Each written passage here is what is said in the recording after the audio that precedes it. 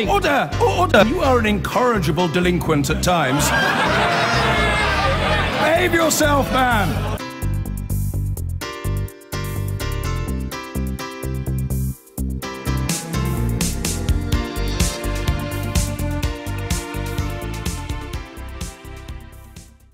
It was the last Prime Minister's questions before the election, and Theresa May and Jeremy Corbyn used the occasion to set out what they say is the choice for voters.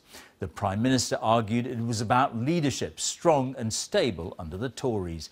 But the Labour leader concentrated on public services, saying he would stand up for the many, not the few. Here's our political editor, Laura Koonsberg, on a parliamentary session that has set the tone for the election. Will this be your last Prime Minister's questions, Prime Minister? Once more with feeling. For the last time, this time round at least, Theresa May sped off to the Commons. While in the leader of the opposition's lair, Jeremy Corbyn swatted up for what could be their last weekly showdown. Questions to the Prime Minister!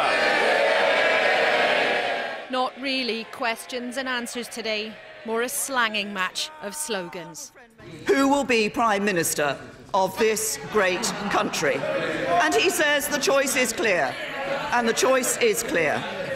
Every vote for him is a vote for a chaotic Brexit. Every vote for me is a vote to strengthen our hand in negotiating the best deal for Britain. Just in case you missed it, she mentioned the word strong 38 times, the word stable 11. Not so many answers, but he had his own mantra. They are strong against the weak and weak against the strong. The election on the 8th of June is a choice between a Conservative government for the few and a Labour government that will stand up for all of our people. Anyone would think there's a campaign on. The SNP in snap happy mode and attacking the Tories for refusing to promise to keep the guarantee where state pensions always go up. The Tories now won't even guarantee the pensions triple lock, and the only reason that they will not guarantee it is because they want to cut pensions. It's not the message to pensioners. You cannot trust this Prime Minister. Not an easy day for the Lib Dems, though. Tim Farron had to sack one of his candidates today, out for what the Lib Dems themselves have described as anti-Semitic remarks. Yet they have high hopes, not for government, but at least for opposition. The legacy of this Parliament is the utter abject failure of Her Majesty's official opposition to effectively hold her government to account for any of it. Is it not time that Britain had a strong, decent, new opposition? Forget campaigns, it felt a bit like the Commons leaving do. Of course, a few MPs have chosen to go, but many more must wait to see if they're asked back or booted out by you. So take a last look. Those green benches will not be the same again. Laura Koonsberg, BBC News, Westminster. So Labour's claim is that public services are safer with them. Today it's promising more pay for nurses and doctors and more staff in hospitals. Outlining the party's plans, the Shadow Health Secretary said a Labour government would scrap the 1% cap on pay rises for NHS staff in England. It would also reverse the government's plans to end bursaries and introduce tuition fees for student nurses and midwives. And they would introduce tougher rules on safe staffing levels in the NHS. The money to pay for all this would come, according to Labour, from increasing corporation tax, but critics argue that money has already been pledged elsewhere. Here's our health editor, Hugh Pym. There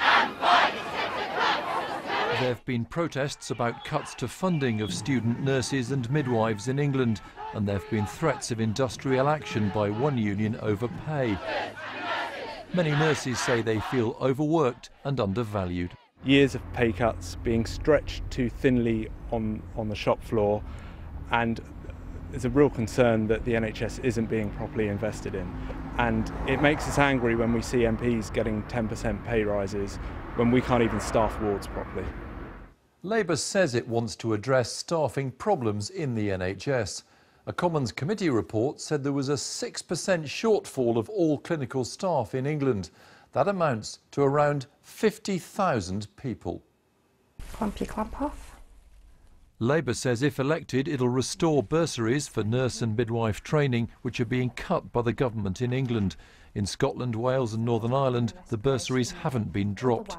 And the party wants to scrap a limit on pay increases for health staff in England. Is that OK? Yeah. We think it's deeply unfair that our NHS staff have had to suffer from a 1% pay cap continually under this Conservative government. We're saying we're going to scrap that cap. We're going to give our NHS staff the pay they deserve. Labour's plan to lift the 1% pay cap imposed by the government will allow higher wage rises, but it has a price tag. An extra 1% pay rise for health workers will cost £500 million a year. The party says it'll fund this and the bursaries by reversing government corporation tax cuts. But independent analysts say more detail is needed.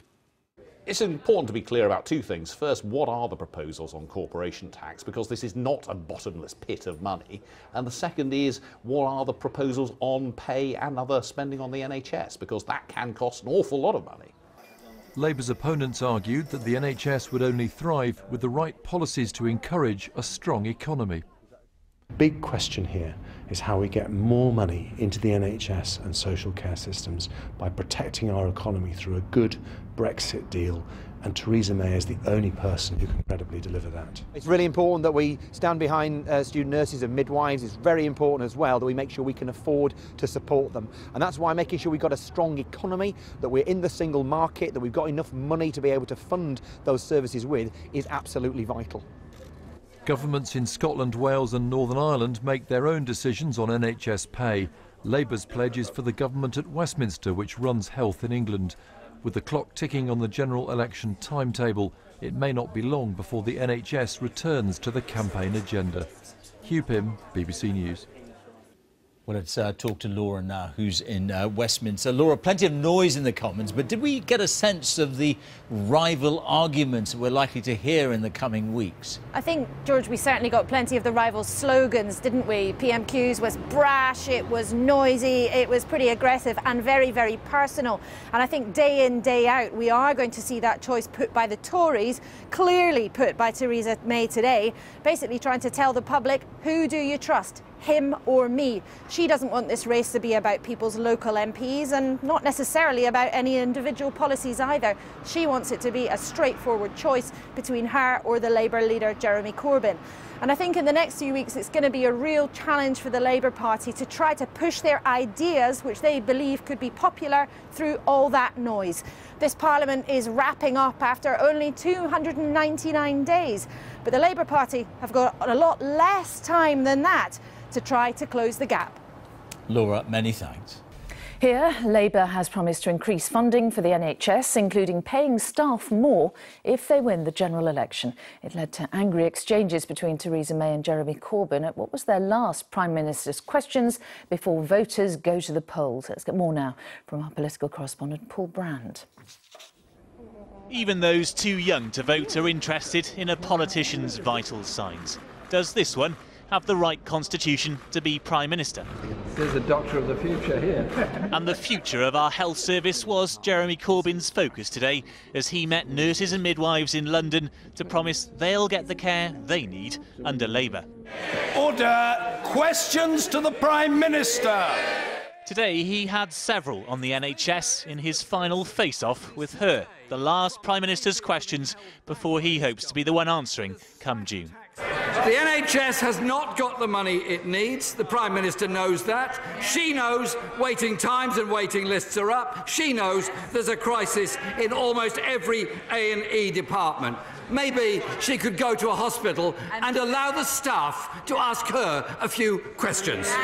We're seeing more doctors, more nurses, more midwives, more GPs, and record levels of funding into our National Health Service.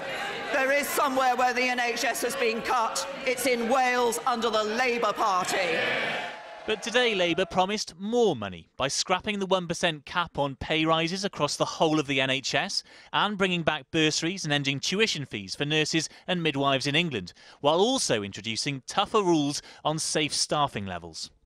As ever, the question is what that will cost. At least £1 billion, admits Labour, when NHS budgets are already stretched. They've promised the money by reversing cuts to corporation tax. And so that's Labour's our chief pharmacist as well. But their rivals say Labour's already pledged that money for other things. The Lib Dem leader met pharmacists today, arguing the NHS needs more complex treatment.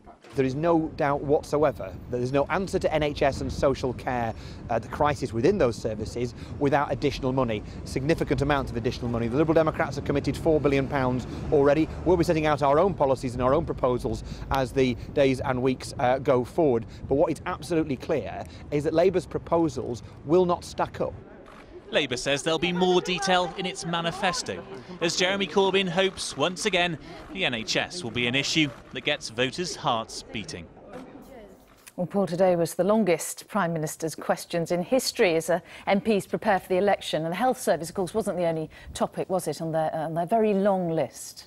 No, absolutely, Mary. It was long on questions, but sometimes short on answers in there today, particularly when it comes to an issue that Conservatives often rely on for votes, namely pensions. The Prime Minister refused to say again today whether or not the Conservatives will drop the triple lock on pensions from their manifesto. That lock ensures that pensions rise by at least 2.5% a year. All she would say today is that the Conservatives will make sure pensions rise by some sort of amount, with speculation she will drop it, to give the Conservatives more wriggle room over the economy. The other familiar feature of our election campaigns that may well be dropped seems to be these head-to-head TV debates. We know the Prime Minister doesn't want one, and today Jeremy Corbyn said that he wouldn't turn up if she is not there. Now, that doesn't rule out other types of TV programmes with the leaders, but when it comes specifically to these head-to-head debates, it does seem as if two empty chairs may well lead the broadcasters to think it's not worth filling the other ones. Right, well, Paul, also developments tonight on the police investigation into Conservative election expenses from the 2015 election. What can you tell us? Yeah, Kent Police have passed a file to prosecutors tonight regarding the expenses of the Conservative MP Craig McKinley in South Thanet. That's 15 forces now who've passed files to prosecutors. This is regarding the idea that Conservatives were busing volunteers into seats, breaking election rules. This seat particularly interesting because it's where the Conservatives saw off Nigel Farage, and we may well get a decision about charges before this election is out. OK, Paul Brand at Westminster, thank you. Theresa May and Jeremy Corbyn have set out their campaign battle lines at the final session of Prime Minister's Questions before the general election. It was almost certainly their last face-to-face encounter before the vote. Jeremy Corbyn confirmed today he will not be taking part in any debate that doesn't include Theresa May. She's already said she won't do TV debates. Our political editor, Gary Gibbon, has this report. Meeting nurses today in London, Jeremy Corbyn promised higher pay and no tuition fees for student nurses. Listen to my answer. The Labour leader had just come back from the last Prime Minister's Questions at this Parliament. It's these encounters Theresa May claims give her permission to slip any TV leaders' debates. Mr. Speaker, when I became Leader of the Opposition 18 months ago... As ever, it was the Tories who cheered him. His own MPs sat in silence behind him. Well, if they'll wait a moment, I'll explain what I'm about to say. I said I wanted people's voices to be heard in Parliament. So, Mr. Speaker, instead of just speaking to hand-picked audiences who can't ask questions, I hope the Prime Minister won't mind if she answers some questions today from the public. Give it a try. Give it a try. You never know. I start, Mr. Speaker, with Christopher, who wrote to me this week, and he says, in the last 5 years, my husband has had only a 1% increase in his wages. The cost of living has risen each year.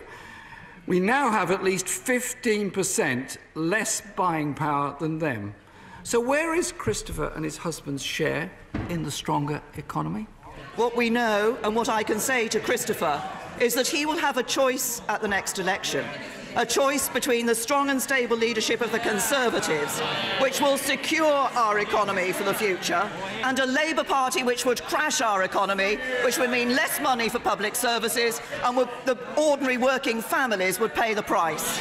A sharp question from the SNP's deputy leader perhaps showed why Theresa May doesn't want to join in TV debates. Will the Prime Minister give a clear and unambiguous commitment to maintaining the triple lock on the state pension? Yeah. Minister! I've been very clear that under this Conservative government, we have seen pensioners benefit as a result of what we've done to the basic state pension.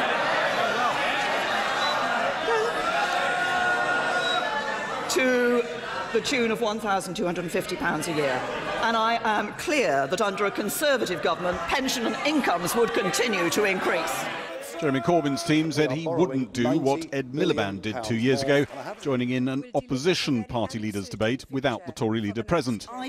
Back in the Commons, Theresa May attacked the Lib Dems for reselecting a former MP accused of anti-Semitic remarks. It is important that all parties maintain the strongest possible censure on all forms of intolerance and send that message to our communities. Tim Farron! Thank you. Up next, the Lib Dem leader ignored that remark in his attack on the Tories and Labour. But 2 hours later, he tweeted that former MP David Ward is unfit to represent the Lib Dems. I have sacked him as candidate in Bradford East. The snap election means that candidate selections are happening with rare speed, and this one seems to have slipped past Lib Dem high command. Labour leadership is hoping it can parachute some Corbyn supporters into Labour-safe seats. And in the Tory party, those putting together shortlists for safe Tory seats are very conscious that Theresa May doesn't particularly want troublemakers on her backbenches, but does want a lot more women. The EU's Brexit negotiator Michel Barnier and the European Commission President Jean-Claude Juncker have just arrived in Downing Street for dinner with Theresa May. Her predecessor David Cameron said in Thailand today that the Brexit vote had drained the poison from British politics and had helped to defeat populism in Britain. Not quite how he put things just last year, as he tried to stop it happening. Gary Gibbon reporting. Well, I'm joined now by Gina Miller, the pro-EU campaigner who defeated the government over Brexit in the Supreme Court earlier this year. She's launched a campaign today to encourage tactical voting against pro-Brexit MPs and in favour of a real final vote on Brexit. Also here is Jonathan Isaby, the editor of the website Brexit Central. We asked for a Conservative MP to join our debate, but were told no one would be made available to come on the programme. Gina Miller, first of all, do you want to stand yourself? No, there are a lot of rumours going around, but I'm absolutely not standing. OK, so we've clarified that. But what is your real ambition? To get a second referendum or to get people voting for MPs you think might vote to... Well, in my view, this election really is the second referendum. We don't need to have another one. We're about to have an election. But no, it's much wider than just Europe, because Europe is going to dominate this election, but it's much wider than that. We're saying that we should support MPs or candidates who are going to stand up to Parliament or stand up to ministers in the government and say, look, what is best for Britain? I'm going to stand by my principles. I'm going to hold the government to account rather than just being a rubber stamp. But it sounds that's slightly, of all parties. It sounds slightly as if you're worried there's simply going to be a Tory landslide rather than that you're worried that Europe won't get properly discussed. It's more about democracy and that landslide. I mean, look what happened in Canada in 2015 in that election. And everyone thought that was going to be a landslide, but a similar initiative, a strategic voting initiative, completely changed the landscape. It was a game changer and brought Trudeau to power. And we think people coming together can do that. Well, now, Jonathan Isaby, are you concerned, after all, you're a Brexiteer? No, I'm not particularly concerned. I think a lot of people will take a dim view of millionaire business people trying to manipulate the electoral system, particularly when we had a vote last June. In fact, more people voted for Brexit than have ever voted for anything in the history of British elections or referendums. I'm afraid that people like Gina are in denial of the result, because actually the majority of Remain voters now actually think the government should get on with Brexit. Well, what do you think should happen to the 48% who voted, in fact, to remain in Europe? Well, they will be able to choose who they vote for of their own accord, presented with candidates come the election. But we do have democracy in this country, and when you have a referendum, there does have to be an acceptance of the result. Today, I've been at a conference organised by Prosperity UK, bringing together Leavers and Remainers, trying to make a success of Brexit. And I think people would be far better to focus their energy on trying to make a success of Brexit rather than trying to obstruct the result. You heard what he said. I think you need to move on. I think it's not about Remain or Leave anymore. I need to move on. Yes, you do, because you're still talking about Remain and Leave and about millionaire business. I'm actually talking about something, if you listen to what I'm saying is this is an opportunity for people to get engaged, because part of our campaign... People were engaged at the referendum. We had a huge, huge turnout at the referendum. Actually, we're talking about where we are now. There is no data at the moment out there. We're commissioning polling. We don't know where people feel now. There is this almost exhaustion about elections and referenda. Part of what we want to do is engage people and say to them, look, we are very, very, very fortunate in this country to be able to vote. Exercise your vote. Go out there and exercise your vote. We had a vote last June, and the latest YouGov polling shows that nearly 70% of people want the government to get on with the implementing Brexit. You're not listening to me. I'm not talking about that vote. I'm talking about this election vote. How many votes do you want? No, your Prime Minister are the ones who called the election, not me. Your Prime Minister called the... No, it's not my Prime Minister. Yeah, or your leader of your party. Yes, excuse me. The country's Prime Minister, your leader of your party... No, it's not my party. It's not my party. The Conservative Party... I'm not here representing the Conservative Party. Excuse me, I thought you were, because from the way you were attacking me just now, as being a millionaire businesswoman, because actually the money that we've raised from this has come from nearly 11,000 ordinary people who have given from their pocket, which says that they support this. This is actually not being funded by me. This is a grassroots organisation that's raised nearly £300,000 from ordinary people who are saying, we want to have this opportunity. Look, people have got to move on. As I say, the majority of Remain voters from the referendum last year, we had a big vote, want the government to get on with delivering Brexit. Well, let's just find out how this is going to work. People are talking about algorithms.